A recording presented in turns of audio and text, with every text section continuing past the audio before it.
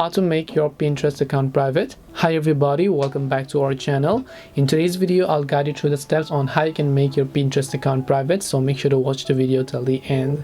In order to make your Pinterest account private, all you have to do is, now keep in mind that there isn't a complete way to make it completely private like you have on Instagram and TikTok and so on, but there's still a way we can hide our profile from search engines so that we cannot make it public.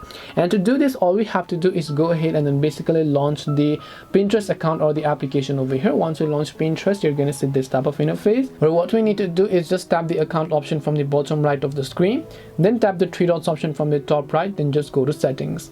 Once you go to settings option, over there you'll be able to find this option known as privacy and data. So go to privacy and data. Now before we do this, you also have to understand one thing. If you have a business account on Pinterest, that business account is not going to get private. Only if you have a personal account, you'll be able to make it private. So once you open privacy and data, here you'll find search privacy, and it says hide your profile and boards from search engines, example Google, Bing, Yahoo, and so on. So when you turn on this toggle, your pins and everything that you post on Pinterest is not going to be appear on search engines whenever people search for it on the images tab.